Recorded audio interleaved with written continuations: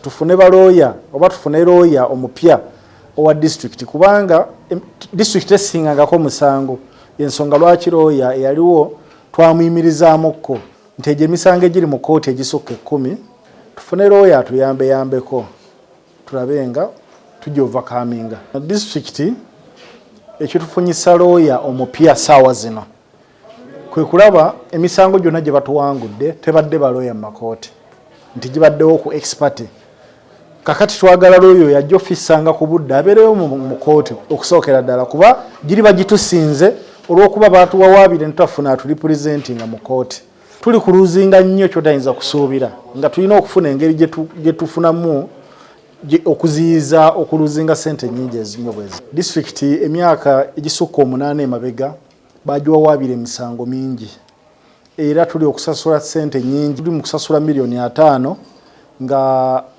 waliyo kampuni emu abaali basoloza takisi ekangulumira bawaabira disitulikiti era ne bagisinga.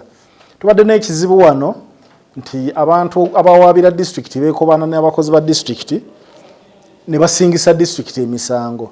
So nga tusinziira ku ekyo twalowoozezza nti kijja ba kirungi ffe ng'abakulembeze kati tufune balooya oba tufune looya omupya owa disitulikiti kubanga disitulikiti esingangako musango ensonga lwaki looya yaliwo twamuyimirizaamuko n'olw'ensonga eyo nga kanso olunaku olwaleero tusazeewo tufune looya ayinza otuyimirirawo mu misango egyo gireme kutusinga buli gwe baleeta guleme kutusinga. Nze naakamala wano emyezi giri 6 oba giri 8 nga buli omu ayinza ogiyita naye nze ebbanga limaze wano bakatuwangula emisango 2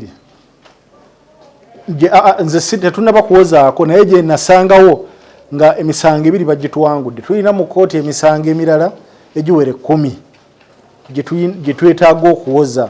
Solicitor General ye muwolereza wa gavumenti amanyiddwa naye nabo ndowooza bibayitirirako obungi ebiseera ebisinga. So tusazeewo nti egyo emisango egiri mu kkooti egisukka 10 tufune looya atuyambeko tulabe nga tujja overcominga. Kati emisango egisinga giri nnyo ku by'ettaka gye bawaabira disitulikiti.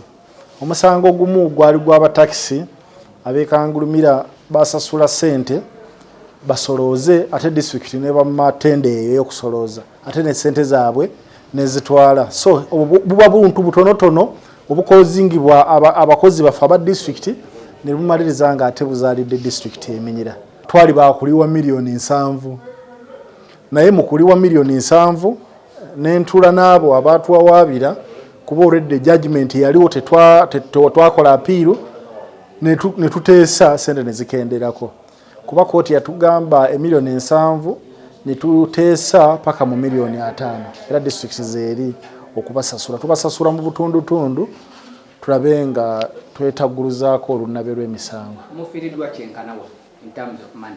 Atubadde tukyafiirwa kuba kati nkugambye tuli kusasula miliyoni 5 naye negiri mu kkooti egimu already tetwali represented. Kayunga Town Council already yasasudde miliyoni 45 olw'akatale ke Kayunga bagiwawaabira. Kati era waliwo emisango emirala mu Town Council era ku katale landlord yawaabira Town Council. Misango gireetebwa ebiseera ebimu obulagajjavu abantu obutagoberera mateeka nga bakola emirimu gyabwe. So mu butagoberera mateeka weekanga ng'ozezzaayo omusango. Naturally emisango gyo gizzibwa abantu naye okugigonjolera gina gonjolwa abantu. Nze emisango sinafunayo musango gwonna guwawaabirwa bukyanga mbeera mu ofiisi wano kuba ffe tuli rizootinze nnyo mu kuyita abantu ne mutula ne mugonjola ensonga biri ebyokweraga essajja ebyo ebitera okubeerawo ebibaddewo ffe tetubigenzeemu. So ndowooza emisango egiriwo gye 10 gye nkugambye tetulinawo misango mipya okuva we twatuuka mu ofiisi era gyo gye twagala okuwoza tumalirize gino tumalirize egyo giveewo tu entertaininge enkola ey'okutuula n'abo abalowooza okuwaaba tugonjole ebizibu byabwe disitulikiti etambule.